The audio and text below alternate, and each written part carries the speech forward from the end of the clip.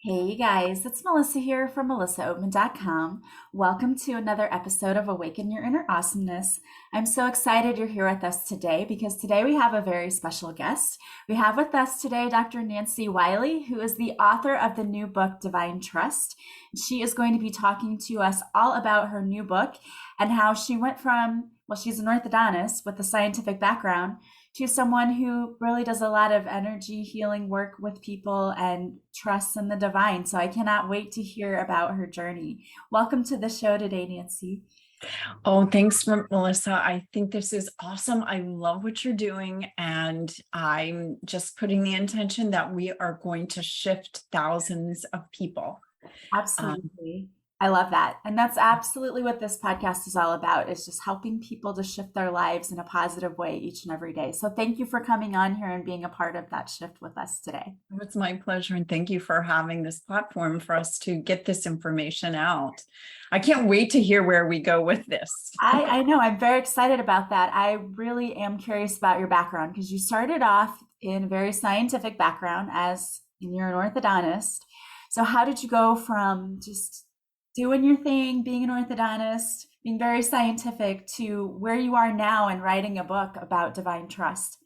Oh my gosh.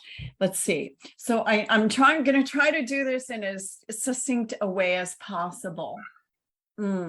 When I was 3 years old, I remember everything from my second birthday on because I had a trauma and it kind of woke me up. And it's from those types of occurrences that you really see how the fabric of everything, if you stop and you look and you reflect, you see like how rich this world is. And really everything's conspiring for our good, even our traumas.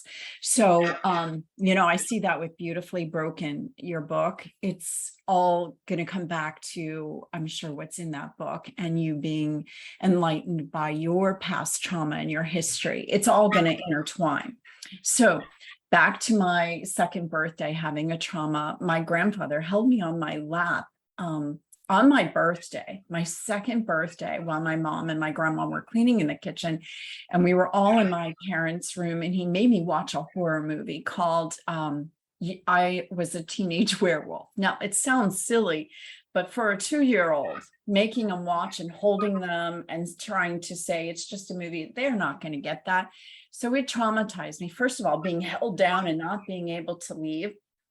So I remember everything from my second birthday, right? So like, what does that have to do with the price of tea in China? Well, when I'm 3 years old, I am sitting in the backyard with my brother. I grew up in Ohio, and a friend of his, he's 8 years older, a girl trying to flirt with him, comes riding her horse by us. And me being impressionable, I fell in love with horses, and that's all I ever cared about. All I ever I wanted to be a horse trainer. From that point on, I started riding when I was 4 after that and became fanatical about horses. Again, what does that have to do with the price of tea in China? So all I wanted to do is have horses. And my mom said, "You're too smart."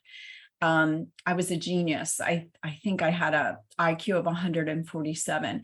She said, "You're too smart to be a horse trainer. Become a doctor instead, and then use your money that you're going to make to buy horses." So that's kind of the path I set on. And all I would do was study, study, study. Why? Because I wanted to become a doctor so I could afford horses. See how it all, it's just so weird, right? So I studied and studied and studied, and I couldn't get into medical school. I wasn't accepted. But dental school, I came in like 99th percentile on all those exams, and I got into dental school. So I went to Columbia. I got a master's in nutrition and did research at Johns Hopkins Medical School for a year, and then went back to get my dental degree, then my orthodontic degree. Then I also have a bachelor's in biology. And then I became a lifetime diplomat to the American Board of Orthodontists. That's 10 years. Then a qualified oral facial myologist. So that's 6 advanced degrees, all scientific. Now, what does this have to do? Me being so intense and studying all day and all night and on the weekends. And my mom had 2 other older kids. And she's like, this is not normal.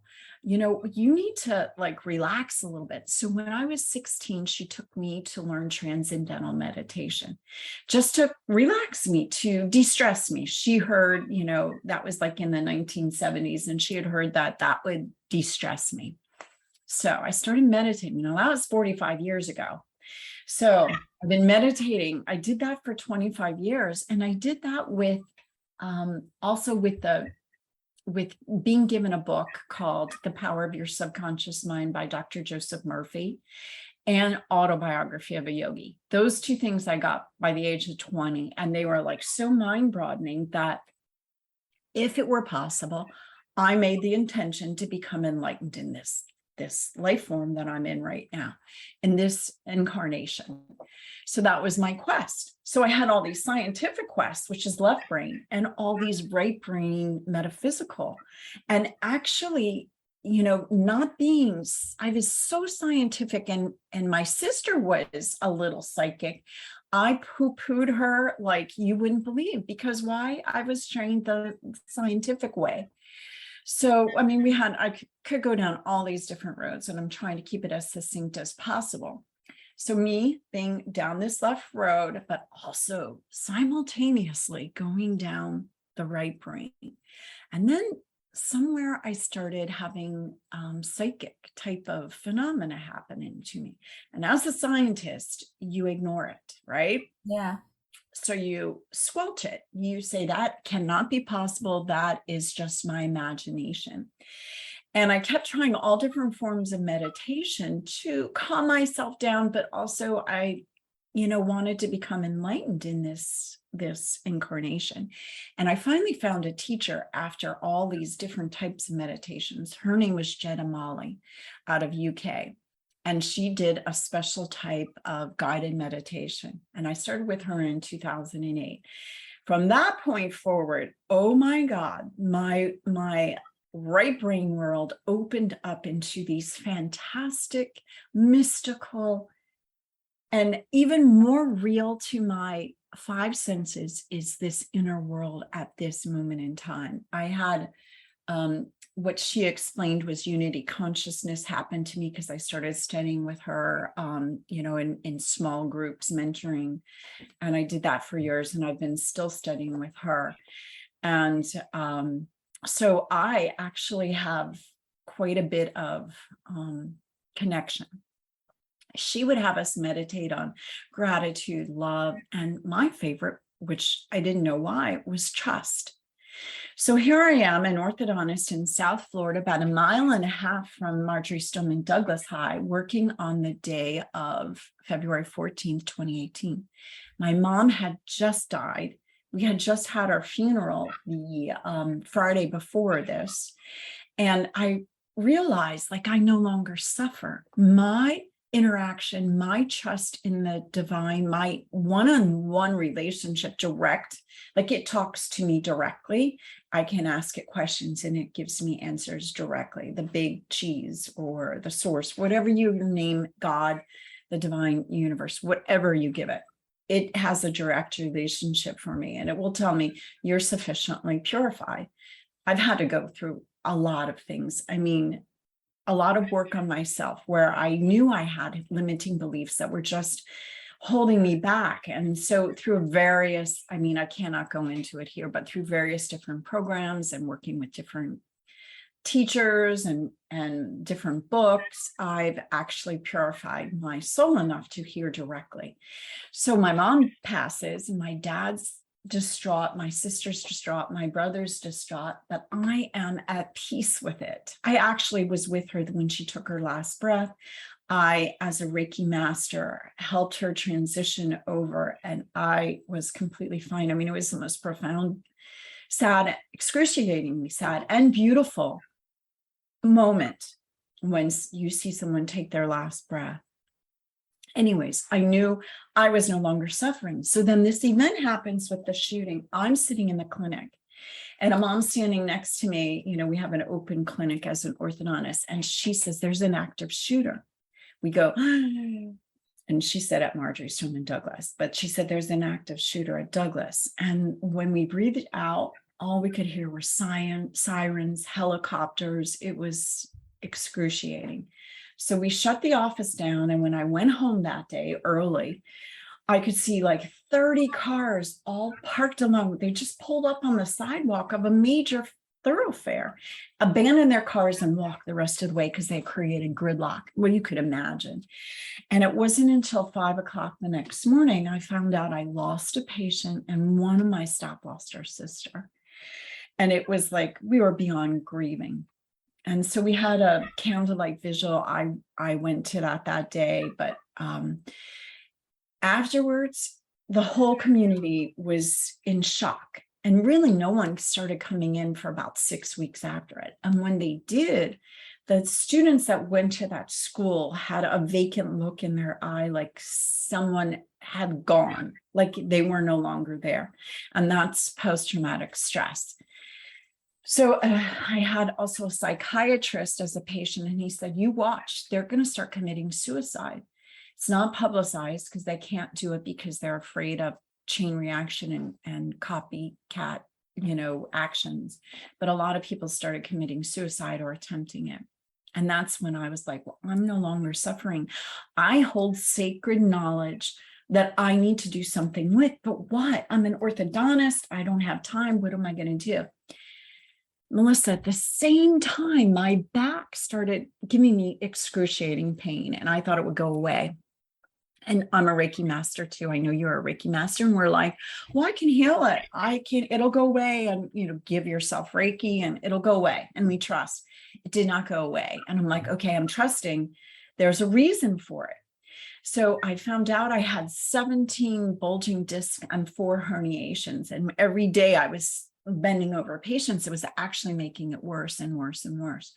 So I made a decision to put my practice up for sale. This was in 2019. It sold right in the middle of the pandemic. Actually, I had a contract and it kind of got put on hold because the pandemic came, which I said, you guys have a sense of humor. I don't know why this is why, but the timing was like so surreal. So Melissa, what I did is I timed my last day in my orthodontic practice. The last day I would walk out, and I rented a beach condominium in New Smyrna Beach, which is one of the most beautiful beaches in the world, for a month. And I was just going to decompress. And I timed it with a spiritual retreat with the group I'm in called Your Year of Miracles. And we have an annual retreat every year in November. So I timed it would be 4 days later. So we had to make an intention for the retreat. And my intention was, God, I don't have any visible means of income. I don't know why you're pushing me out of my orthodontic practice. I just know you are. Please give me my next divine assignment. The first day of the retreat starts. We're in a process. And I hear the words, you are going to write a book on trust. And I'm like, I'm a scientist. Writing is my weakest point. How could you come to me with this? It was quiet after that. Day 2, I'm in another process with a different teacher. And I hear, we've been working with you your whole life. Your whole life has been working up to this. You embody trust. You're going to help so many people with this book you're going to write about trusting in the divine. So I'm like, okay, who am I? I'm not going to argue with this. This is the second time through. You know as well as I do, when you get a download like that, it has a different feeling, a different energy state. You know it. You know it's real. And you know not to argue with it. Day 3 in the retreat, heard nothing. I'm like, I'm trusting. I heard those 2 days. I'm trusting this is what I'm supposed to do. Day 4, this is like so miraculous. Day 4, I'm in another process, and I hear, you're going to write a book on trust. Get up.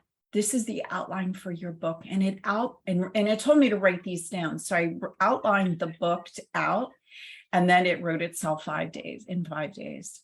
Wow. And that's my story. So it's really sacred knowledge that's here to change the world. My intention is to ignite a massive shift in human consciousness. And they are telling me, this energy is telling me that people will believe me because of all those degrees, that I was situated specifically in Parkland. Well, it was Coral Springs, which is 1.5 miles from Marjorie Stoneman Douglas, but situating me specifically there with this sacred knowledge to write this book and be the spokesperson. So my vehicle is actually a vehicle which allows this to be distributed through channeling is a woo-woo word. I surrender to this energy to become overlit by it, and it tells me what to say and what to write. And that's my story. And that's not that succinct. I'm sorry. That's quite a journey, though.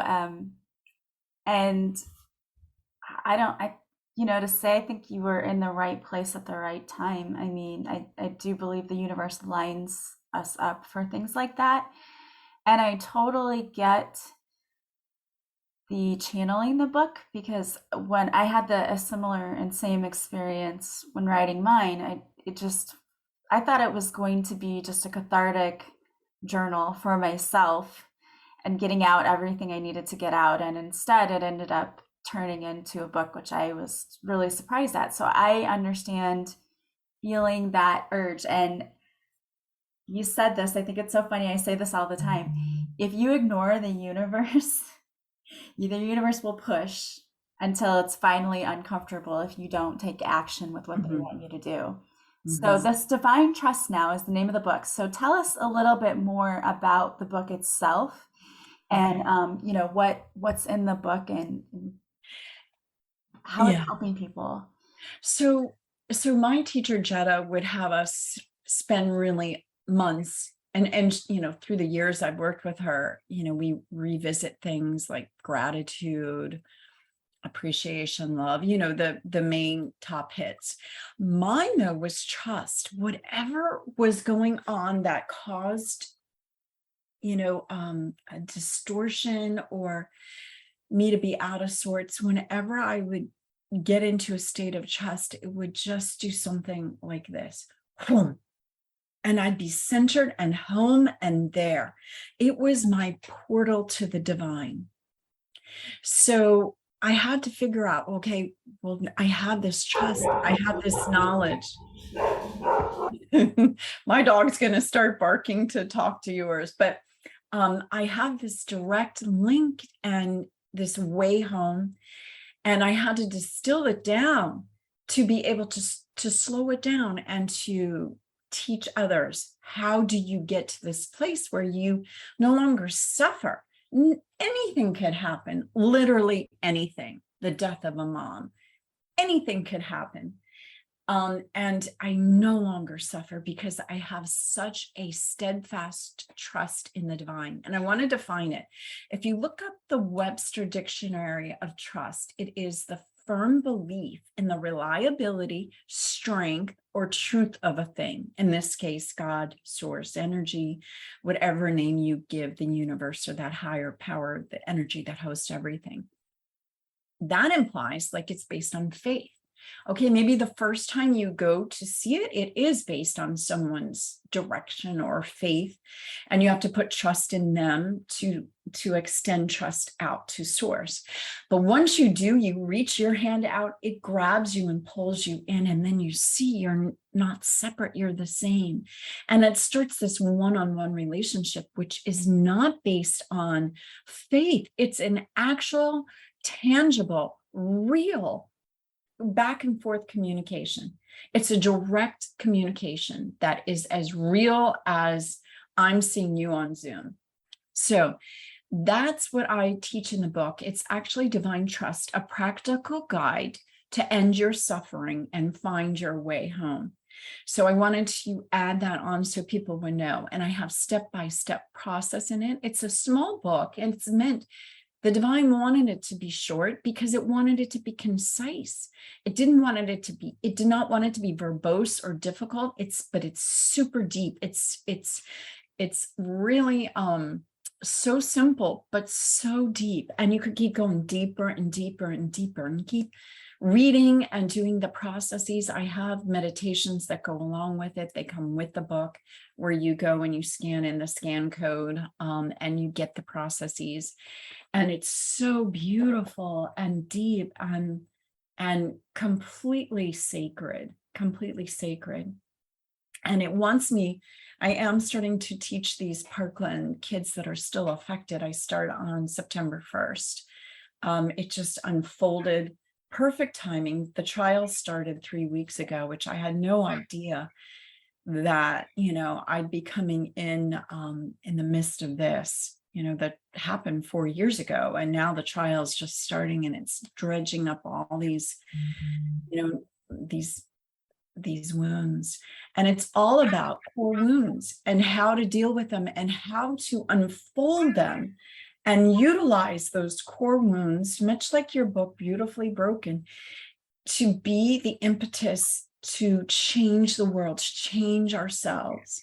And it all starts with sacred knowledge about how I heard on one of your shows that a person you were interviewing said, we're the spark of the divine. I'm like, no, we're not the spark of the divine. We are the divine. We are the divine, full force.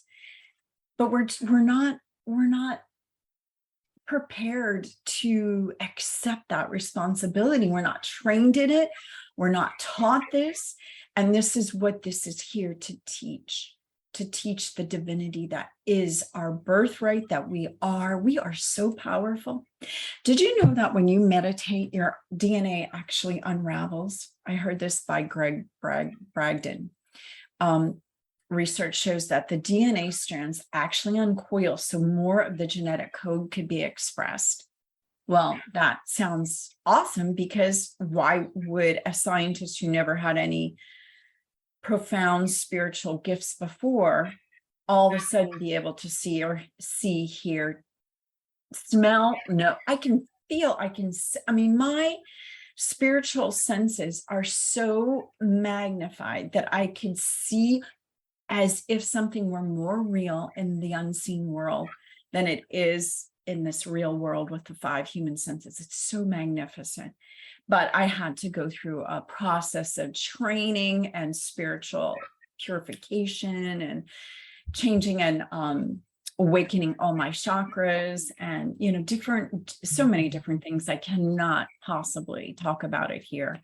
But yeah, that's the book. The book makes it simplified so that we can start to understand our divinity and to start on our path of lack of suffering and of this massive shift in human consciousness. Yeah, I love that, because I do see that a lot of times we suffer more than we need to because we don't trust, I think, enough or understand. It's the story you told with your mom, or about your mom, was beautiful, because I lost my mom in January, and I also was holding her hand when she took her last breath.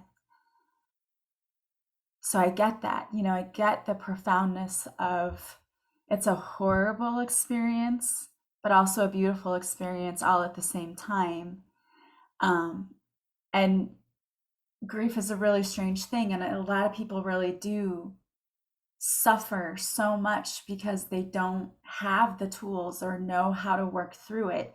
So I think it's really, really great that you're working with the students who were in the shooting. So how exactly are you going to be working with them? Well, I want to be one-on-one in front of them, reading their energy. I specifically excel to feel their energy, I can look at people, I can sense them, I can read into their energy, and I can know exactly what it is. And it's the light of my consciousness holding the light for them, for their light to turn on. And I don't believe there's death. I just believe the vehicle leaves. I mean, I don't want to make light of your situation, but death is not real. It isn't. It's just the body, the vehicle goes, the soul stays. You know that. And I mean, I could talk to my mom more after she passed than when she was alive because she had Alzheimer's.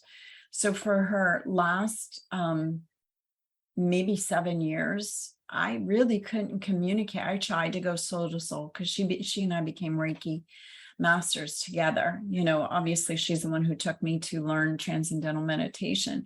We were super close. And it was through her guidance, her openness, that I even trusted to take a step in that direction. But I don't feel she's dead. I feel she's just changed. In physics, quantum physics is very, very similar to all the things we learn in the spiritual world. So energy is neither created nor destroyed. It just changes form. And so your mom has just changed form. She is still with you. She is still accessible. She is still very much alive. And that is no longer just something you're heard, but you know it with every ounce of your vehicle or your soul, then you don't suffer. So that, I mean, you have grief, yes, that the loss of, not having your mom alive in human form, but you realize she's still very much alive in her spiritual form. That energy just changes form. It's just in a different form. So yeah, I love thinking about it that way. And it's very true. I've dreamt about her a lot since, I really do feel like we've communicated through dream state a lot since she's passed. But I want to get back to your book though. mhm. So, if someone were to pick up your book and start reading this, might this also help them to maybe open up more to any, I believe we're all born with gifts, with psychic abilities and different gifts, but we just kind of block them as we get older. If someone were picking up your book, might this be something that would help them to reconnect with those abilities that maybe they don't realize they have? Absolutely. Even the first meditation in chapter 3, I have like a little explanation and then a meditation process, very short. Again, everything's meant to be concise and short. People that have read it tell me that alone, they feel shifts from the very first time they listen to it. And the more they listen to it, the more it shifts. It's just so beautiful. It's like, can we try one little thing? I just want to try one little thing for your listeners so that they can get an idea about what is in it and how it might help them. Okay. So many people can't meditate, or they say they can't meditate because they can't quiet their mind. So the way and the beauty of guided meditation is that it actually gives your mind something to latch onto, to direct it into the present moment. So I teach them to breathe in, the breath, and then breathe out, and to just kind of follow a circle in their mind, breathe out, and just do that for like 3 breaths to get centered into the present moment. And with your eyes closed, then to look out in front of you.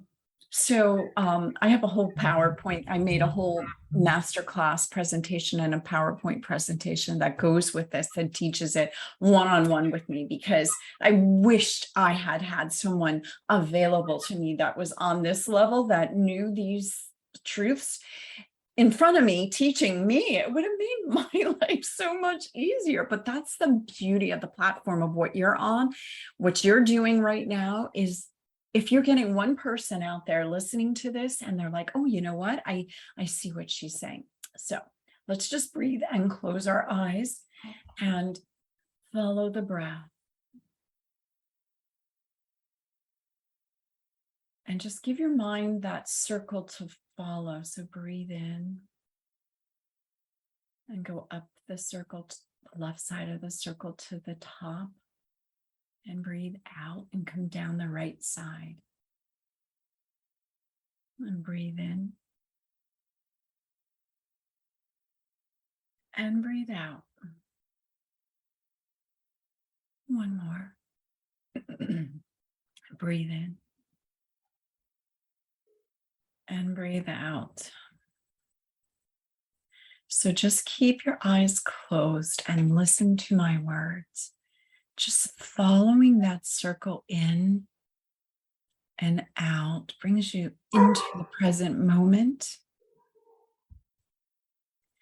And if you feel where you're sitting in your chair, feel it beneath you. Feel where your hands are sitting on your lap. Keep breathing. And now, with your eyes closed, just look forward. What do you see there? What do you perceive there?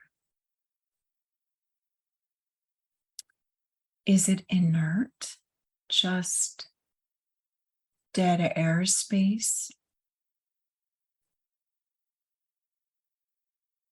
Or is it something that senses you, that's aware of you?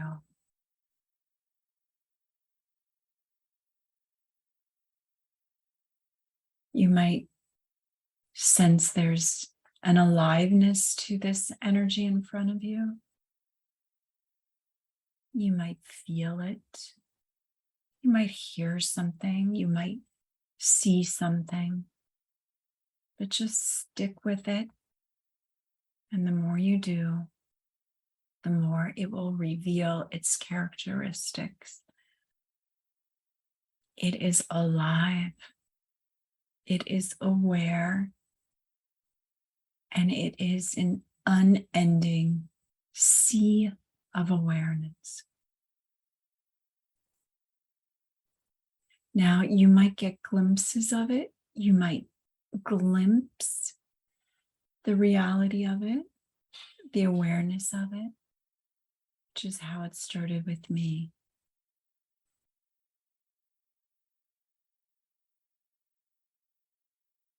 So now, as much as you probably don't want to, just feel your hands, feel where you're sitting, bring yourself back into your body, call your consciousness back. Wow, that was so relaxing. And I love any kind of centering exercise where you bring your awareness more to the present moment, because I feel like so often we're on autopilot and we're so busy and we're running, running, running. We don't take the time to slow down enough. And I always feel like when something's happening in my life, I need guidance, I need this or I need that. I just need to go within. That's when I'm going to find it, is to take time to be still and to be quiet and get centered. So think about that, what you just said. So what most of us are trained in that left brain about any fear, any anxiety, any pain, any suffering is going to be in the left brain. It's going to be in the past or in the future. So you're thinking about something that happened to you, a pain point where you suffered, and you're projecting on into the future. You're going to have this pain point coming up. What I did is I bypassed that whole thing and got us into our consciousness in the present moment. So here, this is the beauty. So I'm going to contrast and compare. So the mind is the tool for judging, for analyzing, for criticizing, for blaming, shaming, complaining, for finding what's lacking, missing, or wrong. I'm not saying it's bad, but that's where the suffering is, right? Yeah. Consciousness, to compare with that, is in the present moment. Everything's perfect, everything's whole, and everything is perfect just the way it is. No matter, like, you're beautifully broken. If you take that into the present moment, you see how perfectly imperfect the world is, and everything that your mind would have labeled as less than perfect or something's lacking, missing, or wrong. In the present moment, it's beautiful and perfect just as it is. This is holy ground. This is where we find our wholeness. This is where I am being shown humanity is going to be operating from here. And all our pain, all the mass shootings and the political unrest and divide and wars and anything that's causing us to want to move away from, in this moment, it's perfect and whole. And when we start operating from this present moment consciousness, all of this negativity will dissolve. And that's the whole purpose of the pain, is to wake ourselves up. Do you want to continue like this? Do you? No. It's this time for humans to usher in this new way of being. And that's what I'm all about and why I'm here, to usher this in, to be the sound piece of consciousness. Yeah. Does that make sense to you? I hope it does. I know. Yeah, it does. Some things are hard to put into English words, but that is the whole point. That's the whole point. That's the whole point of suffering, is to say, do you really want to continue like this? The answer, no. We want to become into this present moment of perfect wholeness. And then this all dissolves, and it actually, our outer world becomes perfect, and it mirrors this wholeness of the inner world. So it all starts with a choice, though. We have to decide, do we want to change the way we're operating? And if we don't, that's why things are heating up. That tourniquet is on, putting pressure, more and more. It's heating up, turning up. Is this what you want? Is this really what you want for humanity? Is this what you want for yourself? Is this what you want for your children? Is this what you want for the rest of humanity? No, we don't. We want this wholeness. We are this wholeness. And it's time for us to take our stand in this beauty and perfection that we are. Yeah, I love that. And I think you're so right on about needing to change. It is a choice. It's what you're choosing to focus on and what you're choosing to do every day. A lot of people will say, well, I don't like my life, but then they don't take any steps to change it. They don't do anything differently. And you can't complain and sit there and say, I don't like the way things are, and then do nothing. Right. Complaining, shaming, blaming. You see, that's how we're all taught to be. Until now, there are so many light workers, Melissa, it, you interview them. I see your list of people you interview. I see you. I know where you're coming from. There's so many light workers, and we are ushering in this new humanity. And that, I believe, is why you have your platform. I believe that's why this type of technology has been available. Have we used it for this purpose? Very little until now. Now we are starting to use it like this. And this is the whole reason I'm here. And thank you so much for having this platform and allowing me to be on this show and share this sacred knowledge with your listeners and viewers. Thank you. Yeah, I appreciate you being here. And if there's anyone out there who's listening who would really like to buy your book, Divine Trust, or maybe they just want to follow you or work with you, what's the best way for them to do that? So you can go to divinetrust.com and follow me there. I'm available for group mentoring, speaking engagements. And, I'm starting my podcast. I'm on people's podcasts, but I will be starting my podcast, and they can follow me on Instagram. But my book is Divine Trust, not Trust the Divine. That's my website. Divine Trust is where they can go on Amazon, pull that up, but there's another book with that. It came out the same year that I wrote my book. I couldn't believe it. It's like, wow, if that wasn't a download. But mine's Divine Trust, a practical guide to end your suffering and find your way home. Buy it on Amazon. It's available in Audible form. The energy was clear, wanted my voice, my essence to read it. So that was the hardest part. Writing was easy, but putting it on Audible, that took like 6 months. So it's available on Audible, it's available on Kindle, and then of course in paperback on Amazon. And for your listeners who aren't in the US, it's on Findaway Voices as well. So it's available in all formats. And please work with me. The more people we can awaken, like your podcast, awaken your inner awesomeness, which I just love, which I couldn't wait to be with you and on your show for that. But the more people we can awaken, the better the whole world is going to be. Absolutely. Absolutely. Well, thank you so much for being here today and for sharing some of your wisdom with us and for doing the work you do, because I do believe that this work is so important and we definitely need to be out there spreading our light to help awaken others and raise the vibration of the collective. So thank you for doing that and for being here with us today. Thank you, Melissa. Thank you to all your listeners and viewers too. Yeah, I want to thank you guys so much for being here with us today. As always, I really appreciate each and every one of you. If you like this podcast, please subscribe. Please leave a positive review from wherever you're listening. And of course, the greatest compliment you can pay me is to share this podcast with others. If you want to work with me, you can go to my website, melissaoatman.com. You can also join us on Patreon. If you are a patron, you will see this interview with Dr. Wiley because the patrons have exclusive videos of the interviews that I do with people. Plus, you get 2 extra episodes per week of the podcast. So I'd love to see you there.